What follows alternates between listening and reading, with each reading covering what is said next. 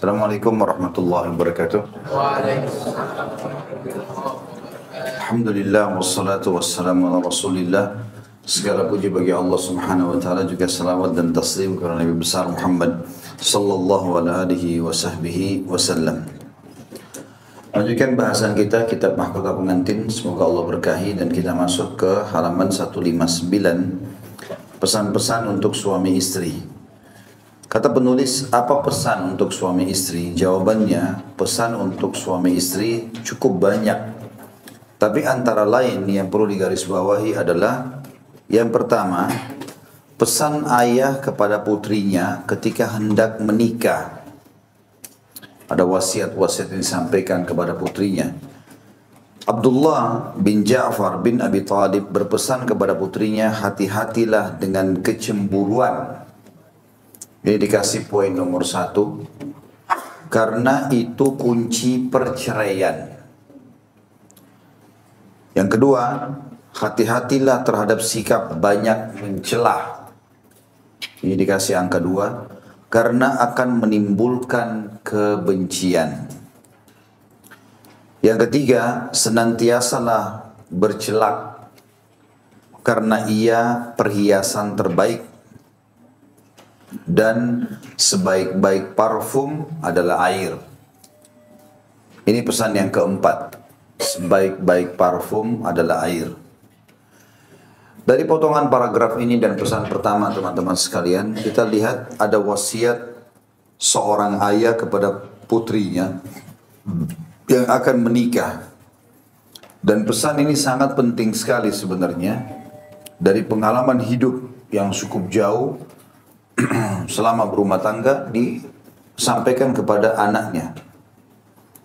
Tentu pesan ini teman-teman sekalian boleh disampaikan dari awal pada saat dia mulai dewasa, sehingga nanti kalau berumah tangga tahu apa bekalnya. Atau kalau kita ikuti riwayat ini maka disampaikan sebelum menikah. Wasiat pertama penting sekali. Hati-hatilah dengan kecemburuan. Makna hati-hati, jauhi kecemburuan itu. Jauhi. Karena cemburu dalam agama hanya boleh kalau terjadi pelanggaran agama saja. Selain itu nggak boleh. Banyak orang salah cemburu. Bukan pada tempatnya. Cemburu sama mertuanya, cemburu dengan iparnya, cemburu dengan anaknya. Ini salah tempat ini. Cemburu positif dalam Islam kalau terjadi pelanggaran agama. Selain daripada ini nggak boleh cemburu. Sama sekali. Jadi banyak, mungkin seorang laki-laki di antara kita, kalau dia melihat istrinya misalnya lagi sibuk mengurus anaknya, kadang-kadang dia membahasakan, kamu kalau anak-anak perhatian sekali, kalau saya tidak, misalnya. Dia cemburu sama anaknya sendiri. Atau mungkin kita balik, ada anak-anak Masya Allah akrab sekali dengan ayahnya. Dan saya sendiri, saya mengalami itu. Kalau saya pulang ke rumah, anak-anak semuanya pada ngumpul gitu. Jadi kadang-kadang belum sempat ganti pakaian, sudah ajak main. Nah biasanya, mungkin ada istri, alhamdulillah istri saya tidak begitu, tapi ada mungkin sebagian istri yang dia lihat perhatian atau waktu suaminya tersita dengan anak-anaknya.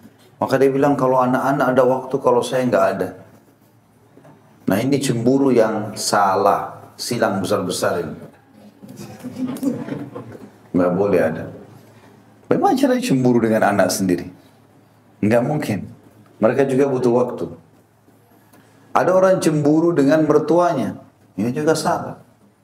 Bagaimana caranya teman-teman kita cemburu dengan mertua dengan harapan suami atau istri kita tidak berinteraksi dengan orang tuanya? Bagaimana bisa? Kan nggak mungkin itu. Bagaimana caranya kita hapus status orang tuanya? Kan nggak ada kata-kata cemburu kepada mertua ini. Nggak boleh. Terutama muslimah, akhwat, tidak boleh sama sekali. Nggak boleh cemburu sama mertuanya. Bahkan banyak kasus seorang istri, ya, menjadi penyebab durhakanya suaminya pada orang tuanya. Sampai nggak pernah silaturahim, nggak pernah lagi membantu, hanya karena istrinya nggak setuju. Setiap wanita seperti ini keadaannya, pasti Allah akan balas dia dengan anak yang durhaka sama dia nanti. Kalau suaminya lagi saya mau ketemu sama ibu, ayo saya temanin pergi ke sana. Kalau dia lama sudah tidak datang, ibu udah didatangin loh. Kenapa nggak ditelepon? Ingatkan supaya dia bakti dengan orang tuanya. Maka unsur balasan akan sama loh. Nanti Allah kasih juga anak dia yang bakti dengan dia. Itu pasti. Hadis Nabi SAW yang masyhur, kama tadinu tudan. Sebagaimana kau berperilaku, kau akan dibalas yang sama. Al-jaza' min jinsil amal. Balasan akan datang sesuai dengan kadar perbuatan seseorang. Jadi memang kita harus garis bawah itu. Itu keliru. Cemburu kadang-kadang dengan pekerjaan. Bukan tempatnya ini. Sekarang suami lagi angkat telepon, memang ada pekerjaan mendesak. Oh kalau telepon sama kantor lama, kalau sama saya cepat. Ya kan sudah selesai urusannya kan. Bawain saya ayam ya, iya kan selesai. Kantor mungkin belum selesai, masa cemburu dengan itu? Padahal dengan pekerjaan kan bisa dipenuhi kebutuhannya. Atau mungkin istri kita lagi telepon sama temannya tanyain resep. Sudahlah, jangan usah lama-lama. Buat apa saja. Nanti kalau asin baru marah. Nah, ini cemburu bukan pada tempatnya. Pada pekerjaan juga nggak boleh cemburu, teman-teman sekalian. Ya. Jadi ini semua tidak boleh. Kalau yang boleh hanya cemburu kalau terjadi pelanggaran agama. Kapan teman-teman berumah tangga ambil resep ini dari saya? Kalau sering cemburu teman-teman sekalian, seperti wasiat ini subhanallah. Maka dikatakan karena itu kunci apa? Perceraian. Berarti seperti kita sudah buka pintu, itu perceraian. Perceraian terjadi umumnya karena cemburu. Dan bukan pada tempatnya. Rumah tangga bukan untuk cerai teman-teman sekalian. Untuk dipertahankan. Makanya syaitan selalu hidupkan kecemburuan. Kalau cemburu pada pelanggaran agama, pasangan kita selingkuh, pasangan kita berzina, ya, melanggar hukum agama lah, berbohong, maka itu wajar kita cemburu. Kenapa harus berbohong? Kenapa harus berzina? Kenapa harus begini? Itu wajar, itu boleh kita cemburu, itu positif, yang gitu. Makanya pernah terjadi Sa'ad bin Abi Waqqas, ada seorang sahabat datang waktu Nabi SAW lagi kumpul dengan para sahabatnya. Kemudian dia datang lalu dia berkata, ya Rasulullah, saya pulang ke rumah, saya temukan istri saya selingkuh sama laki-laki lain. Ada laki-laki di rumah nih. Saya nggak tahu mau buat apa. Maka Nabi SAW sebelum jawab, keluar Sa'ad bin Mu'adz radhiyallahu anhu, pimpinan orang Ansar. Dia henuskan pedangnya sambil dia mengatakan, ya Rasulullah, kalau terjadi pada saya, maka saya akan menghukum keduanya dengan dibunuh. Kenapa dibunuh? Karena dalam Islam kalau orang yang sudah menikah namanya muhsan, ya, hukumnya dirajam kan, kalau dia berzina. Maka kalau terjadi pada keluarga saya akan hukum mati. Artinya hukum Allah Subhanahu Wa Taala. Maka apa kata Nabi SAW? Apakah kalian lihat cemburunya Sa'ad? Ini Sa'ad cemburu nih sekarang. Tapi dia bukan cemburu pada fisik istrinya. Tapi dia cemburu kenapa Allah sudah larang masih dilanggar. Kan gak boleh selingkuh. Gak boleh berzina. Dan ada pasangan sudah dihalalin, kenapa buat itu? Maka dia bilang, kalau saya hukum ya Rasulullah. Maka kata Nabi SAW, apakah kalian lihat cemburunya Sa'ad? Kata Nabi SAW, kata sahabat, iya ya Rasulullah. Lalu kata Nabi SAW, aku lebih cemburu daripada Sa'ad. Nabi SAW cemburu dengan kita teman-teman. Maksudnya gini, masa saya sudah ajarin kalian ini loh halal, ini perintah, ini loh pahalanya, 1, 2, 3, 4, 5. Ini loh haram, jangan dilakukan, ini ancamannya. Kenapa masih ada yang mau pilih haram? Kenapa gak pilih halal? Maka Nabi SAW cemburu dengan kita. Kenapa kita lebih memilih syaitan daripada Nabi SAW? Itu maksudnya. Dan Allah lebih cemburu daripada aku dan Sa'ad. Allah lebih cemburu lagi. Kenapa saya sudah kasih nafas, saya sudah kasih mata, saya sudah kasih fasilitas segala macam, saya sudah halalin segala macam hal. Saya haramin babi tapi saya ganti dengan sapi, ayam, kambing, banyak yang lain. Kenapa dia makan yang haram? Saya larang dia zina, saya bolehkan dia menikah. Kenapa dia masuk di sini? Allah lebih cemburu. Nah ini cemburu yang dibolehkan karena cemburu pada pelanggaran agama yang harus kita luruskan. Itu boleh. Tapi kalau setelah ini tidak boleh teman-teman sekalian. Makanya perceraian banyak sekali terjadi gara-gara ini. Ini tidak boleh. Ya, jadi cemburu harus pada tempatnya. Kalau enggak teman-teman sangka baik pada pasangan kita. Dan ingat, dalam Islam kita hanya disuruh menghakimi sesuatu apa yang terlihat di depan mata saja. Tidak terlihat, nggak usah korek-korek. Bukan urusan kita. Kita lihat kebaikan, dukung. Kita lihat kesalahan, tegur. Selesai. Enggak kelihatan, ada tugasnya malaikat. Nggak usah ambil alih tugasnya malaikat. Saya bilang. Baik dicatat, buruk dicatat. Nggak akan luput, nggak usah repot-repot. Jangan memata-matai dalam surah Hujurat. Allah sebutkan ayat 11 dan ayat 12. Dilarang, tidak boleh menggibah, tidak boleh. Dan Allah mengatakan, wala tajassasu. Jangan saling memata-matai. Tidak boleh sengaja cari-cari kesalahan orang. Kelihatan depan mata silakan. Dan sudah pernah saya bilang, tidak boleh dalam rumah tangga. Jangan teman-teman sekalian. Termasuk adik-adik kita mungkin yang belum berumah tangga, nanti kalau berumah tangga begitu. Jangan pernah bilang sama pasangan kita, saya tidak akan, misalnya seorang suami bilang, saya tidak akan kasih kamu nafkah sampai kau bersumpah kalau kau tidak pernah berzina. Atau seorang istri bilang sama suaminya, saya nggak mau disentuh sampai kau sumpah kalau kau tidak pernah zina. Ini pertanyaan nggak boleh. Ngapain kita korek-korek yang kita tidak tahu? Depan mata ini loh sekarang pasanganmu. Oh Masya Allah jilbabnya besar, oh Masya Allah sholat malam, oh Masya Allah hadir di majelis ilmu. Ini suamimu sekarang, oh Masya Allah dia azan ke masjid, dia sedekah, dia memberikan nafkah, sudah selesai. Ini hukumnya.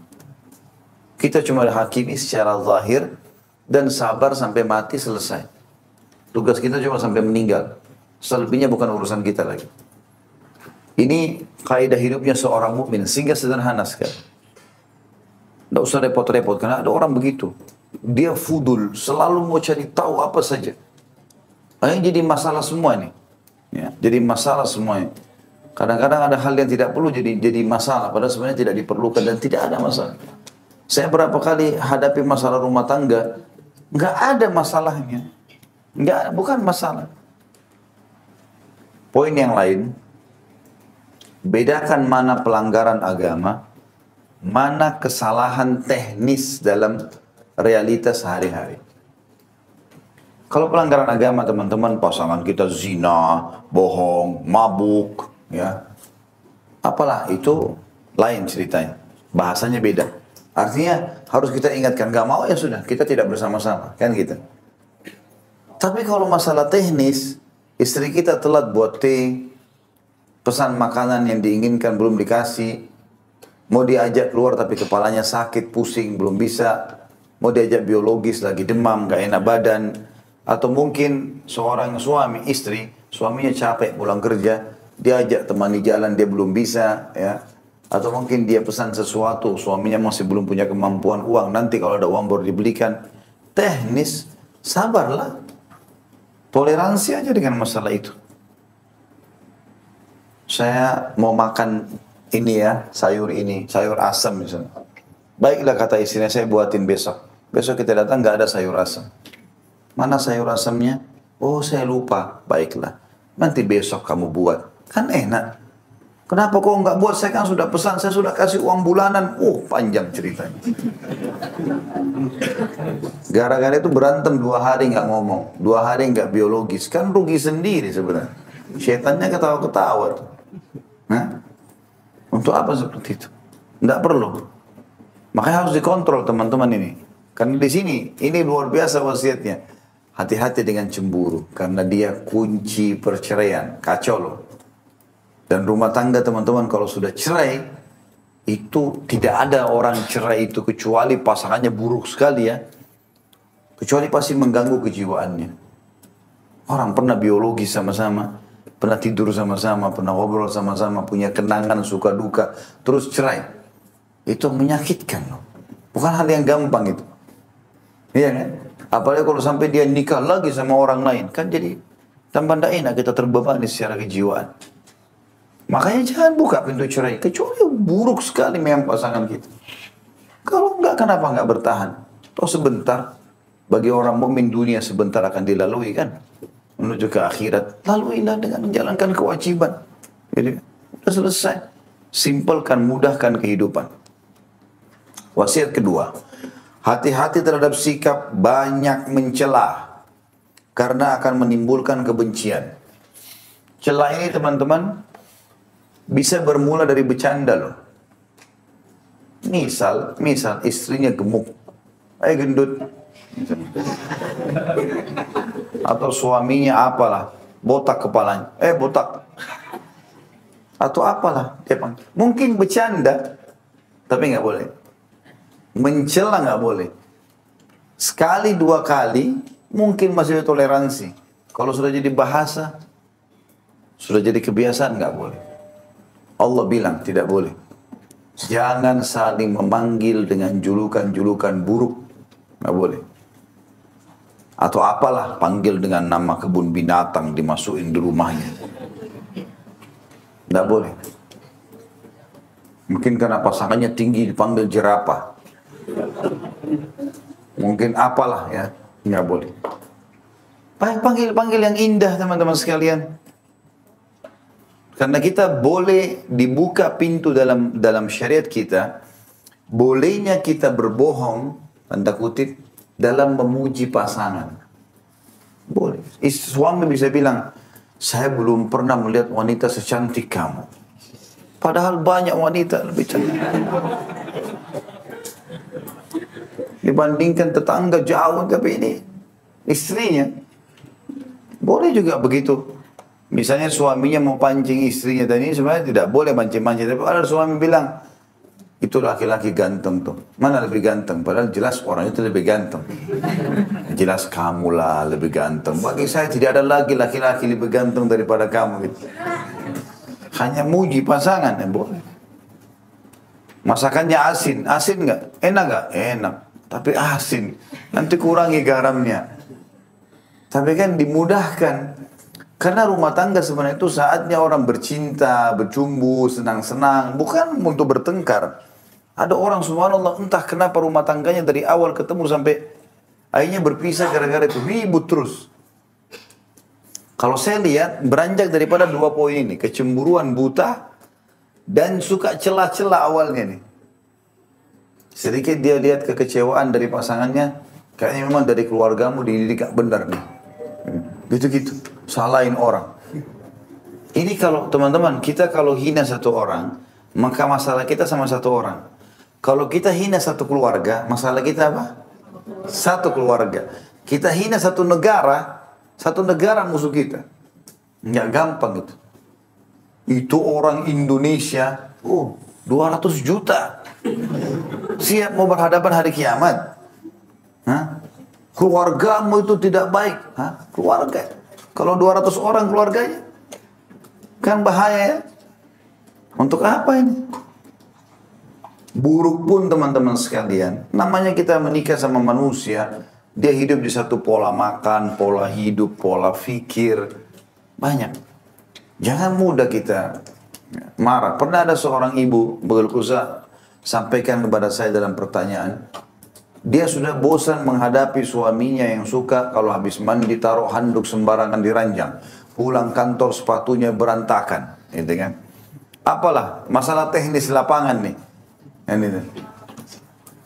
Maka sudah jenuh. Gara-gara itu meminta cerai. Saya balik bertanya. Bu, apa susahnya cari pahala dengan gantung lagi handuk? Berapa meter tuh dari ranjang ke kamar mandi tinggal angkat ke gantungan. Berapa jauh dan berapa energi yang kita keluarkan mengangkat sepatunya ke tempat sepatu. Dan berpahala. Bakti sama orang tua besar paling, bakti sama suami lebih besar lagi pahalanya. Apa susahnya? Kalau kita berkasih sayang sama anak yatim, Dalam hadis dikatakan siapa yang mengelus kepala anak yatim, maka setiap helai rambutnya dia dapat satu pahala.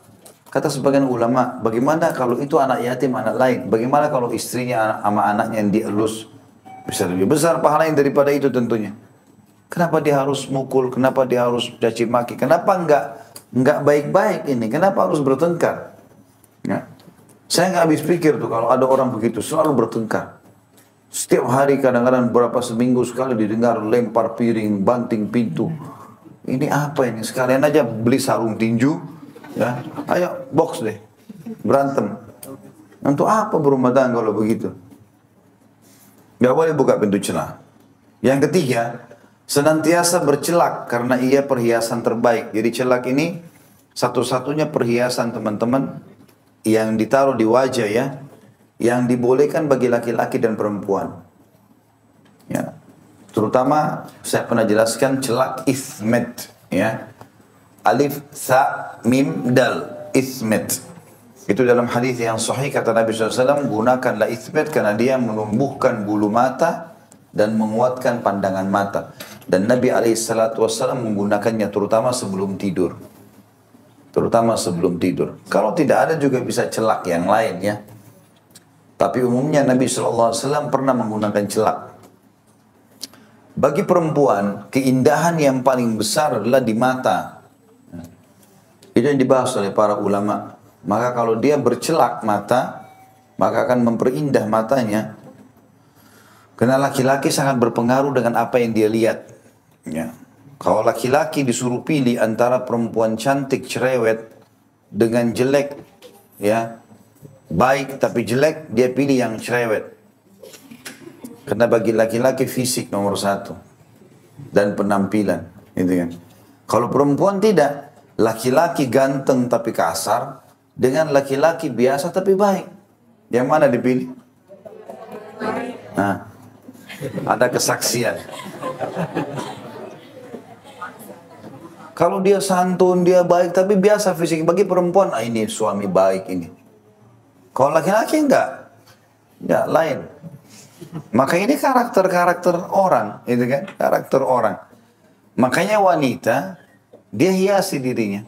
Dan dia berusaha bersolek semampunya selama bahannya bukan bahan haram. Boleh. Tidak ada masalah, itu kan.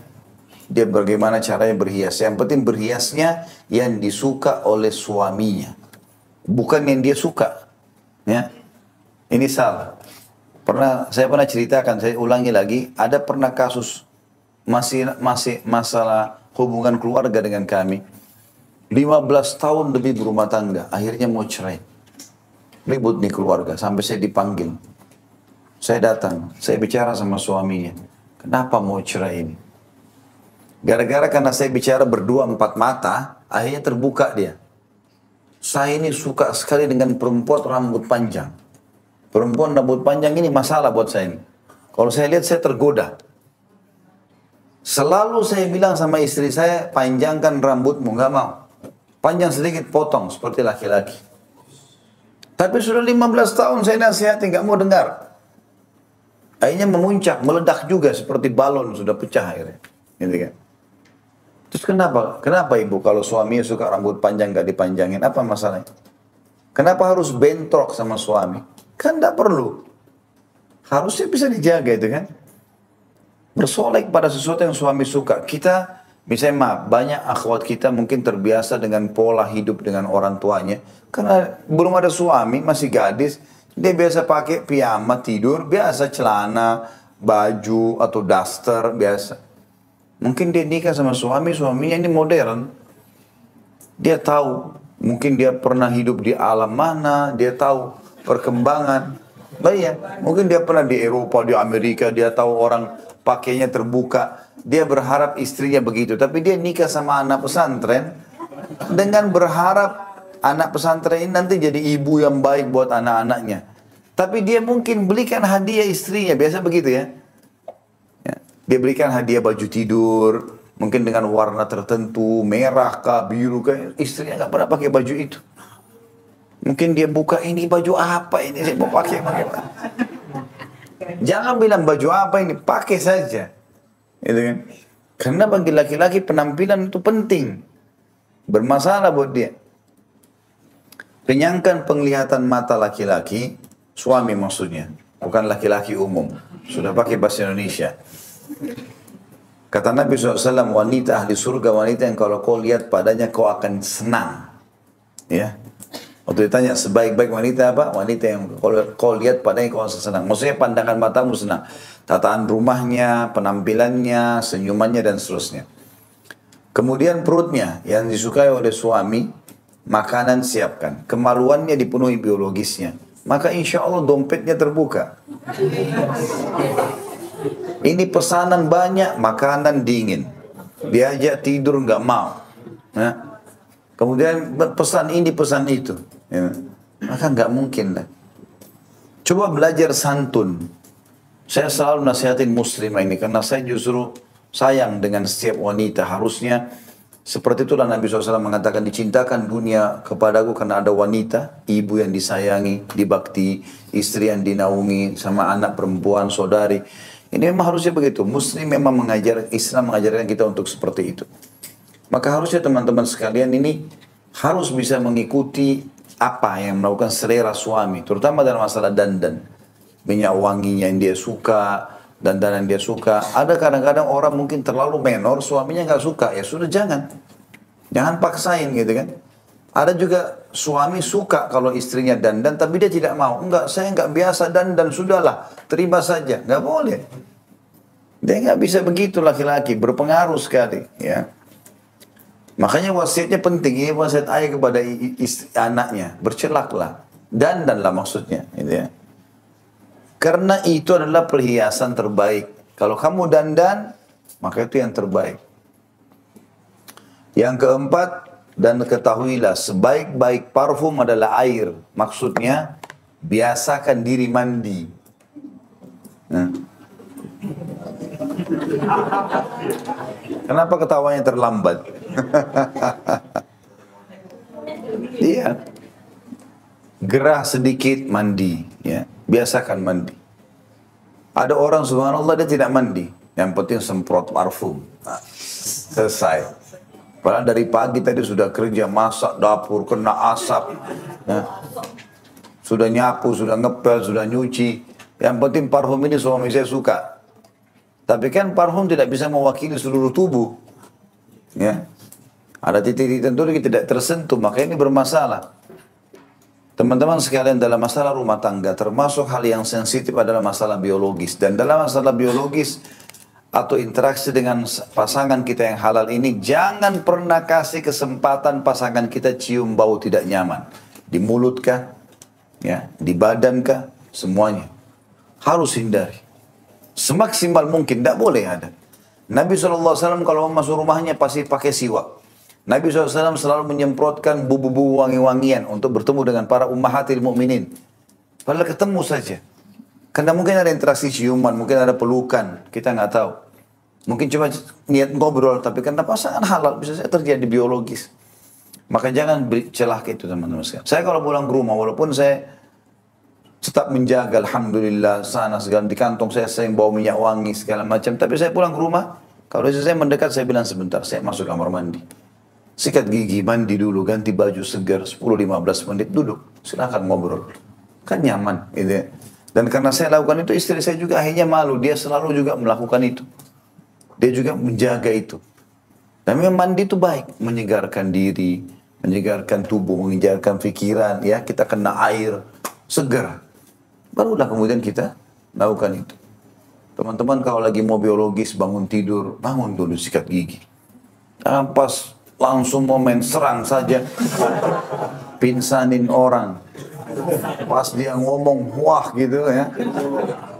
Matilah orang. Akhirnya dia nggak mau lagi nanti. Dan syaitan suka tunggangi celah itu loh. Nanti walaupun kita wangi lagi setelahnya, syaitan membisikkan kita itu hari untuk kau dekat baunya mulutnya nggak enak tuh. Itu bau ketiaknya begitu, apalah segala macam supaya kita traumatis. Akhirnya ditinggalkanlah pahala besar dalam masalah biologis. Ya. Jadi itu yang dimaksudkan. Jadi wasiat ini adalah sebaik-baik parfum air, maksudnya sering mandi. Itu boleh dalam Islam, tidak ada masalah. Apalagi sekarang Masya Allah ada sabun, ada sampo yang wanginya Masya Allah bisa tahan sampai berjam-jam ya. Itu kan sangat baik. Yang kedua, pesan ibu kepada putrinya ketika hendak menikah.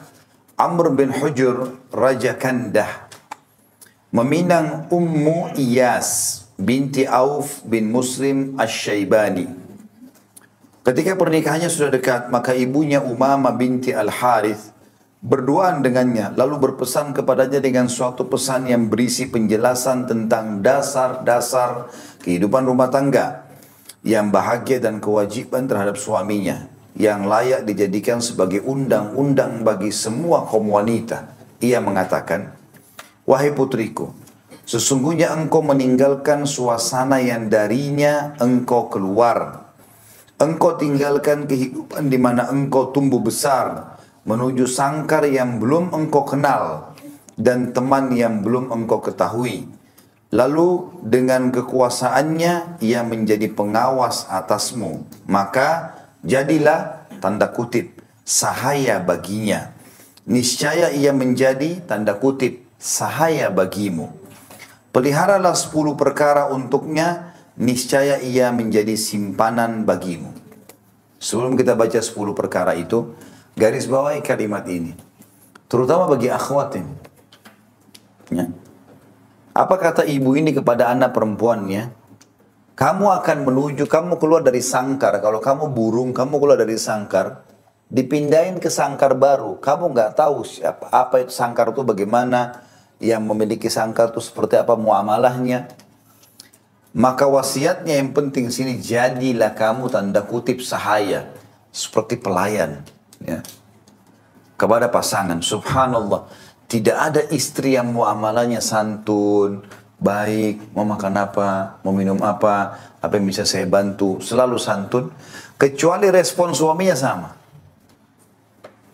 Tidak ada istri yang intonasi suaranya tinggi, kecuali responnya sama. Kita lempar bola pelan ke dinding, baliknya juga pelan.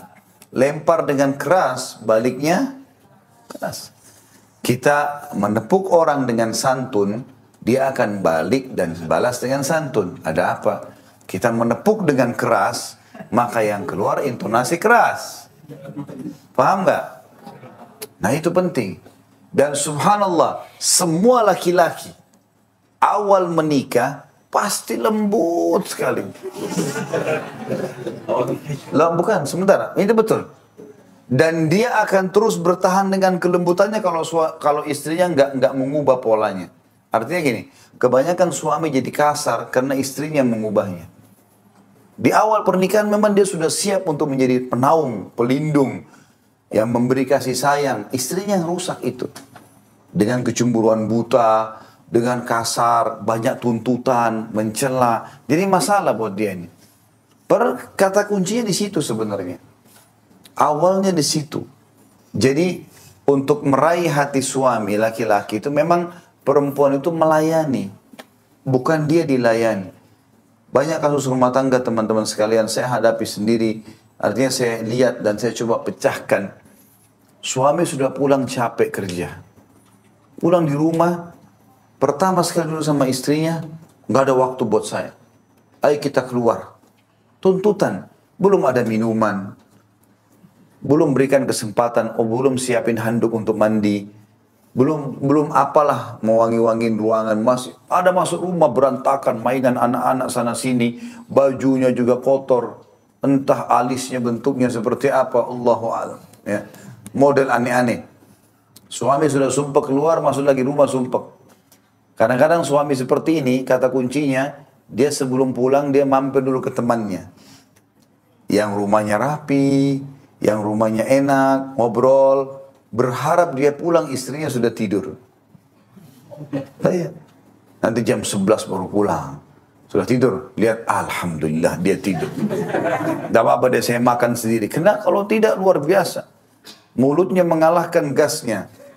Kompor. Luar biasa gitu. Semprotan salah, ini tuntutan. Khadijah radhiyallahu anha luar biasa ummul mukminin. Dalam kisah yang dikatakan tentang sifat beliau, tidak pernah bertanya kepada Nabi SAW, tidak pernah berbicara dengan Nabi SAW kecuali ditanya. Diam dulu, sebenarnya Nabi diam selalu. Nabi SAW tanya, ada ini, ada apa, mau kemana, baru dijawab. Dia tidak tanya apa-apa. Sampai saking pekahnya dan inginnya dia berbakti sama suaminya, dia bisa tahu kapan Rasulullah SAW lapar, kapan haus, ya, apa yang Nabi butuhkan, dia sudah bisa tahu. Di antara hadis Bukhari yang masyhur, banyak orang tidak fahami hadis itu. Pas Nabi SAW masuk rumah, Khadijah lihat. Khadijah tahu, dengan feeling dia, kalau Nabi SAW lagi butuh makanan, dia mengatakan, suamiku, izinkan saya ke belakang sebentar. Kata Nabi SAW, baiklah. Semua santun ini, rumahnya rumah tangga Nabi SAW tidak pernah ada teriakan, tidak pernah ada intonasi tinggi, tidak pernah ada hardikan. Semuanya tatah dengan rapi sekali.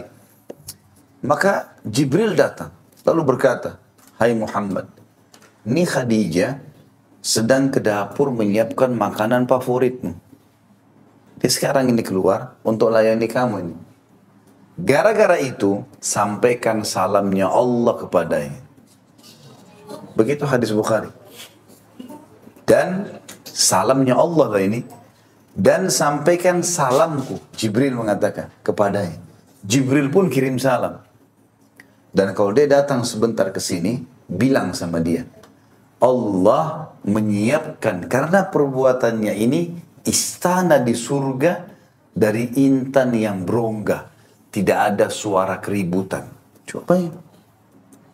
Kenapa begitu? Santunnya.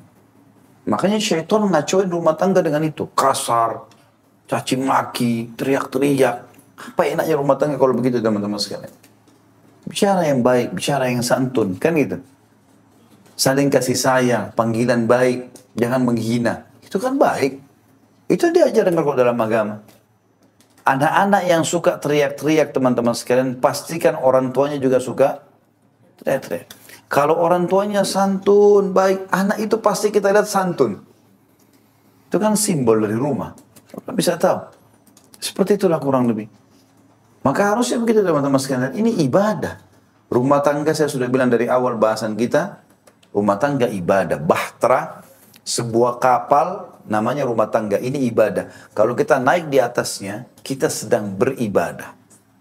Dan kata para ulama, rumah tangga adalah bahtera ibadah yang paling besar pahalanya. Cuma buat baik, senyum, ramah sama pasangan, penuhi kewajiban, dapat pahala. Masuk surga. Gampang sekali. Sampai ada ceramah saya di YouTube judulnya Jalan Tol Menuju ke Surga. Masalah rumah tangga. Udah nggak ada rambu-rambu lalu lintasnya itu. Tinggal jalan saja. Suami pulang, santun. Ada kebutuhan apa? Ada apa? Pecahin masalah istri. Istri juga begitu. Baik. Butuh ini, butuh itu, dipenuhi. Selesai. Semuanya dengan baik, semuanya dengan nyaman. Yang salah minta maaf, yang benar memaafkan. Selesai sekarang. Mudah. Mudah nggak? Nah mudah. Jadi hati-hati, syaitan menggoda ini teman-teman sekalian. Mau merusak. Dan ingat selalu hadis Nabi SAW, iblis punya singgasana di lautan. Dan dia ingin menyaingi Allah. Tapi dia tidak akan pernah menyaingi. Karena arsy Allah di atas air. Gitu kan? Dikatakan dalam Al-Quran, wa kana arsyu alal ma'. Dan singgasananya Allah di atas air. Dan iblis tidak akan pernah menyaingi Allah. Setiap hari anak cucunya melaporkan, saya baru buat orang mabuk, saya baru buat orang berkelahi, saya baru buat orang... Sama iblis dianggap biasa. Itu pekerjaan biasa. Ada nanti yang mengatakan, saya baru ceraikan suami istri. Baru iblis berhentiin tugas, didudukin di sebelah singgasananya. Ini hebat nih. Ceraikan suami istri itu dia. Itu target tuh. Karena orang kalau cerai suami istri teman-teman, pikirannya galau. Anak-anak terbengkalai. Statusnya jadi buruk, ya tentu tidak selama janda duda buruk, tapi langsung orang menilai kayak nomor 2 ya, di masyarakat.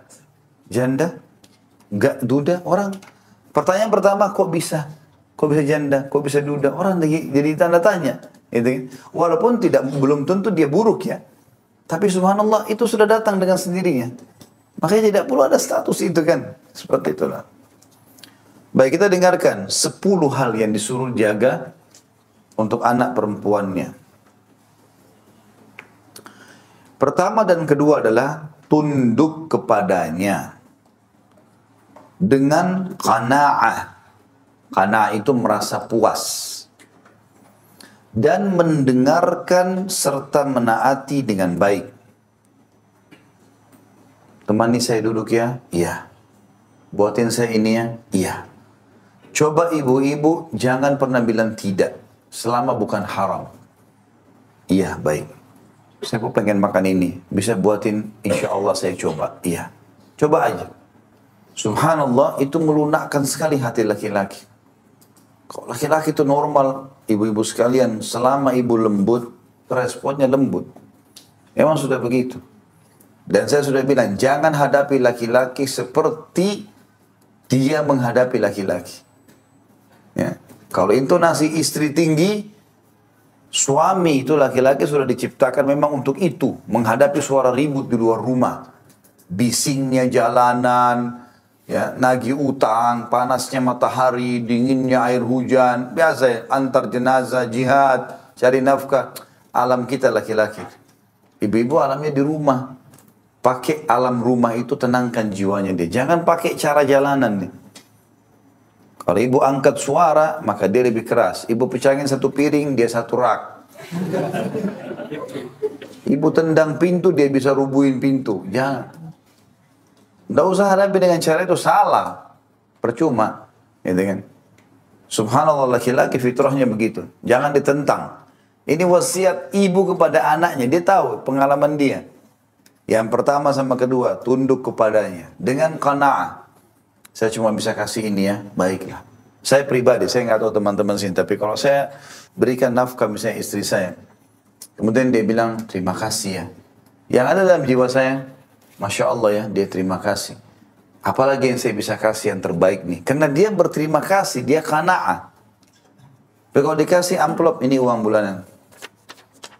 Ah, berapa ini? Bisa beli apa ini? Kira-kira apa yang muncul di benak laki-laki? Ingin dato, terima kasih. Bulan depan bilang saja gaji saya dipotong. Itu apalah.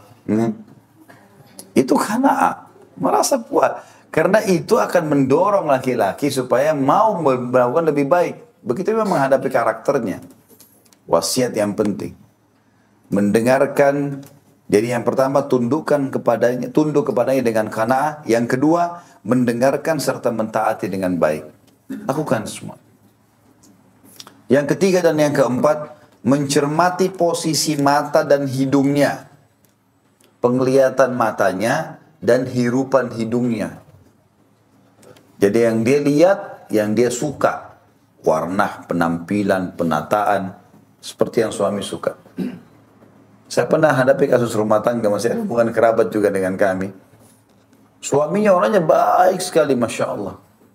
Saking baiknya dia selalu mau memberikan sesuatu yang terbaik di rumahnya.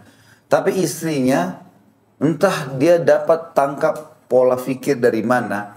Bagi dia, harus suaminya melalui dia. Kalau dia setuju baru bisa, kalau enggak maka enggak bisa. Sampai orang yang mampu, kursi di rumahnya pakai kursi rotan yang biasa itu. Sebenarnya mampu. Dan itu kan kita boleh ganti dengan sofa misalnya. Kursi rotan yang kecil yang cuma bisa untuk 2 orang dan tidak ada bantalnya juga. Kalau ada tamu datang kadang-kadang harus melantai. Gak ada karpet. Suaminya tawarkan, beli karpet. Saya beliin sofa. Enggak usah. Mubazir. Itu apa? Jadi dia terbiasa mungkin hidup sederhana sebelumnya. Tapi ini akhirnya mengganggu. Akhirnya suaminya beli secara paksa. Beli sofa, beli rak TV, beli segala macam. Marah gara-gara itu. Ngambek. 2 minggu nggak mau ngomong sama suami. Ya gimana sih? Suaminya nggak suka loh itu. Jangan. Kan dia suka yang baik. Kenapa sih? Lagian apa susahnya ibu tinggal nikmati kok. Tapi enggak. Ada pola fikir yang muncul. Entah dari mana konsep ini. Kalau harus melalui dia. Kalau enggak, maka tidak. Mental semuanya. Ini nggak boleh. Ya. Ini wasiat ibu kepada ibunya. Hidungnya maksudnya bau. Hati-hati. Bau mulut, bau badan. Harus semuanya bagus. Jangan sampai matanya tertuju pada suatu yang buruk darimu. Dan jangan sampai mencium darimu kecuali aroma yang paling harum. Selalu wangi. roll on, apalah body splash, ini apa saja istilahnya sekarang banyak, pakai. Kalau ada minyak wangi, ini saya beli roll onnya, suka nggak bau ini? Kalau lagi belanja bulanan, lagi ditemanin sama suami, saya mau pakai roll on ini, bau nggak? Suka nggak? Atau ada yang suka baunya, ambil beberapa ini. Oh ini saya suka, baik, pakai selalu. Warna apa yang paling disuka? Warna ini, baik. Saya bahasakan sama istri saya, ada baju yang kamu suka, beli saja. Yang kira-kira kalau laki-laki pakai, nanti saya pakai di depan kamu, nggak masalah.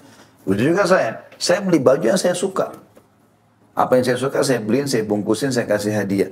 Tinggal dia pakai saja, selesai. Maka itu akan sangat membantu sekali kita menjaga pandangan dari hal haram di luar rumah. Kelima dan keenam, memperhatikan waktu tidur dan makannya. Kalau memang suami capek, biarin dia tidur, istirahat. Nggak masalah. Ibu cari aktivitas yang lain. Ya. Nggak masalah itu. Ya. Terutama selepas biologis. Saya pernah jelaskan itu karena umumnya laki-laki itu memang terbukti secara medis. Kalau setelah mengeluarkan sperma dia capek, dia letih.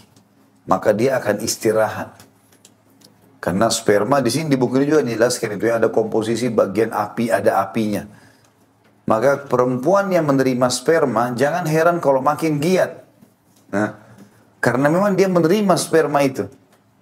Kadang-kadang ibu kalau habis hubungan biologi sama suaminya, lagi cerita, suaminya sudah ngorok di sebelah.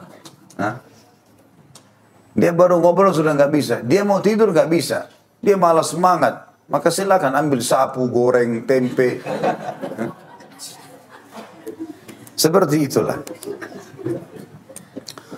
Memperhatikan waktu tidur dan makannya. Makanan selalu ada. Jangan beli terus. Walaupun suami saya baik kok, nggak apa-apa. Saya nggak masak juga, nggak dimarahin kok. Masa tunggu dimarahin dulu? Kan gitu. Nggak lah. Sesekali mungkin, maaf ya saya nggak sempat masak. Saya kalau pulang rumah ada makanan, nggak ada. Saya beliin ya, beli aja nggak apa-apa. Bagi saya nggak masak. Tapi jangan tiap hari tentunya. Saya ada waktu tertentu mungkin, tapi yang lain beda.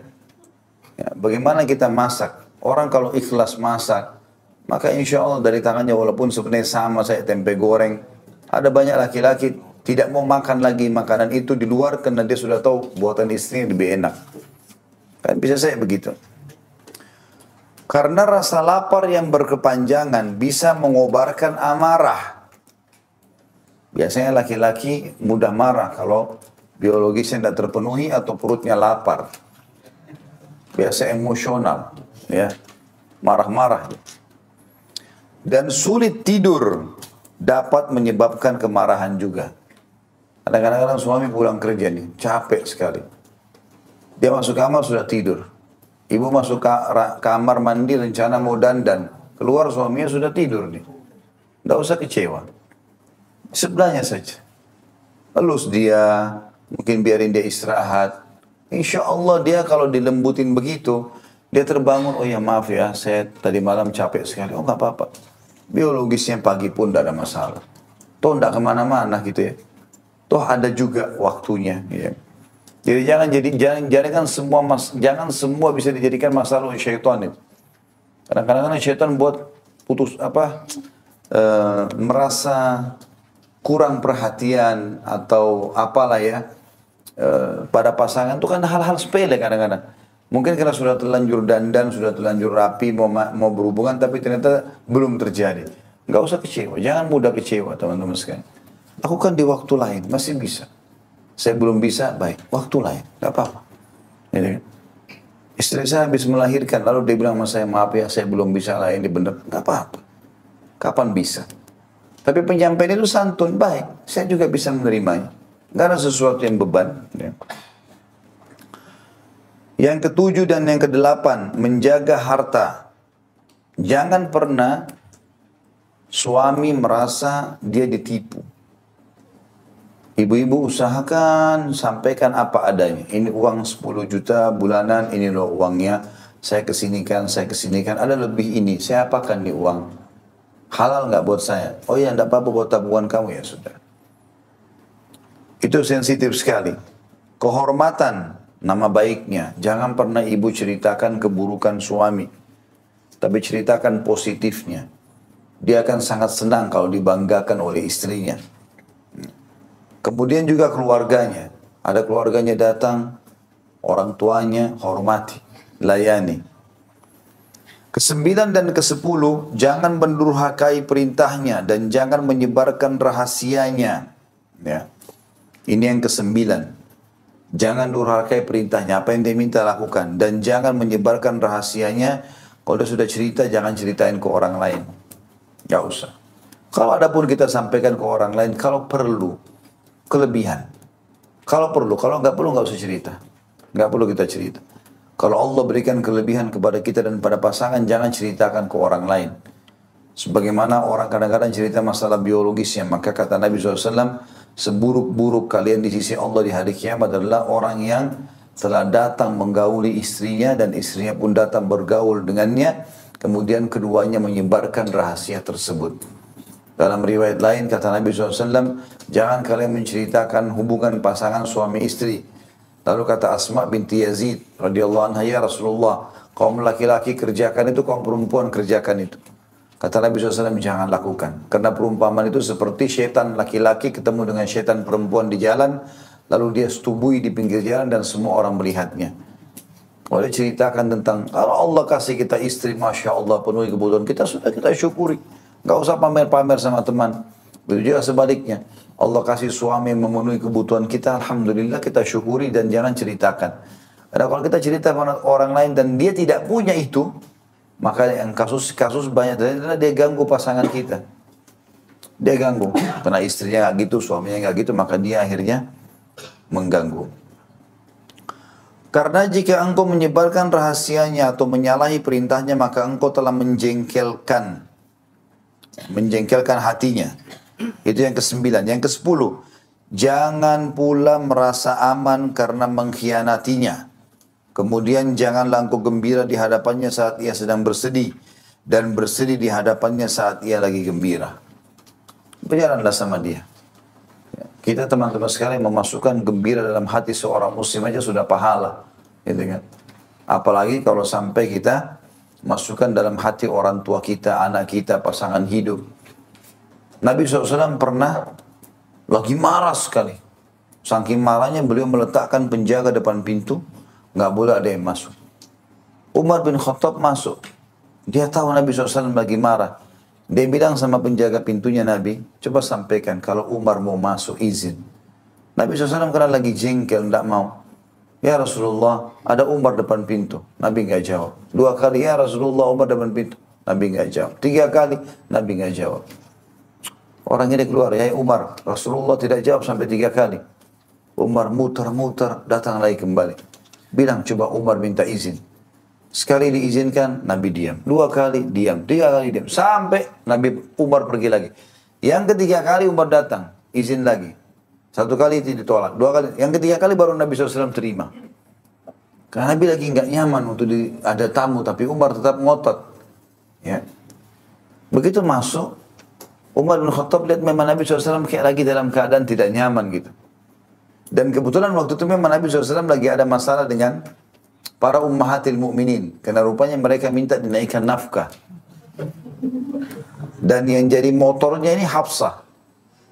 Ya, anaknya Umar bin Khattab. Jadi Hafsah ajak madu-madunya semua. Kita minta yuk naikin nafkah sama Rasulullah. Yang lainnya pada ikut. Ya Rasulullah, kami minta naikin nafkah. Padahal nafkahnya Rasulullah beda dengan nafkah kita. Semuanya yang berhubungan dengan Nabi diatur dari langit. Allah yang atur itu. Jumlah nafkahnya, apalah segala macam dari Allah itu. Seperti protes Allah ini. Nabi SAW marah. Lagi jengkel begitu, maka Umar bin Khattab ingin menghibur Nabi. Gimana caranya hibur Nabi ini? Dan memang menghibur seorang muslim itu ibadah kan gitu. Maka Umar bilang, ya Rasulullah, dulu waktu kami masih di Mekah, kami tegas dengan wanita-wanita kami. Tidak ada wanita bisa mengangkat suara depan kami. Jadi laki-laki betul-betul wibawa. Waktu kami tiba di Madinah hijrah, kami temukan masyarakat Madinah justru istri mereka yang mengatur mereka. Maka istri-istri kami bergaul dengan istri mereka, menjadilah mereka seperti mereka.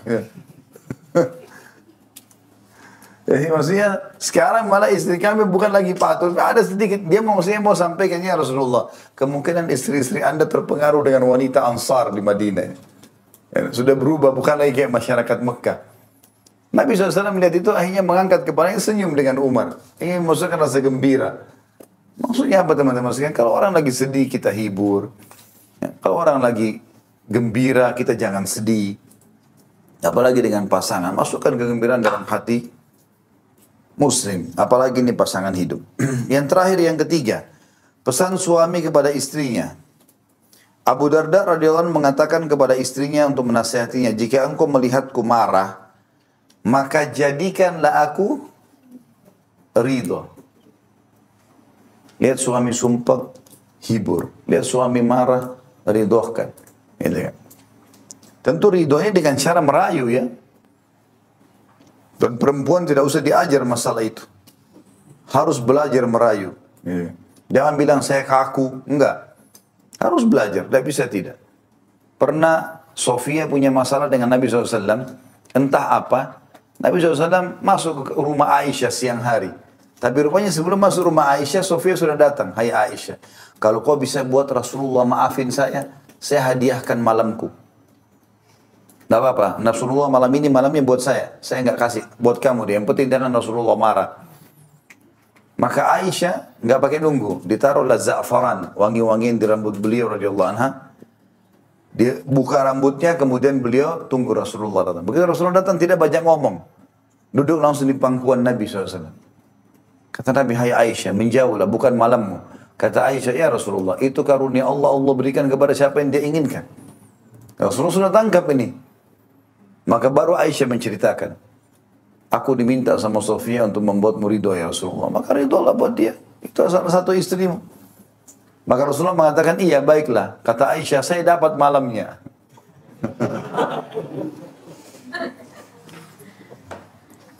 Jika aku melihatmu marah kepadaku, maka aku ridho kepadamu.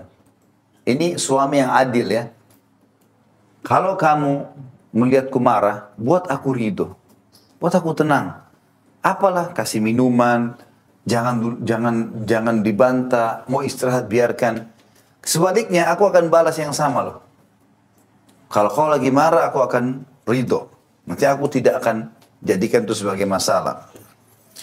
Jika aku melihat marah, maka aku ridho kepadamu. Jika tidak, kita tidak akan menjadi teman. Maafkanlah aku, maka cinta kasihku akan berlanjut. Ini syair yang disebutkan Abu Darda. Jangan berbicara di hadapanku ketika aku sedang marah. Kata kuncinya itu, kalau suami ibu lagi marah, jangan bicara. Diam aja.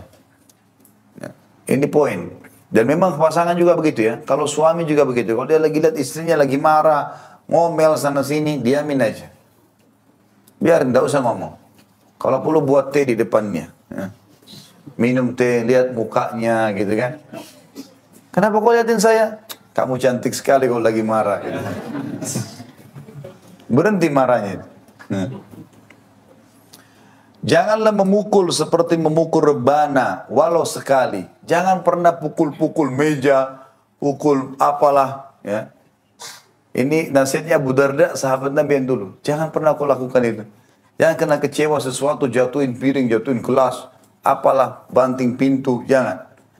Karena kamu tidak merasakan bagaimana wanita ditinggalkan suami. Karena gara-gara itu suami marah meninggalkan rumah loh.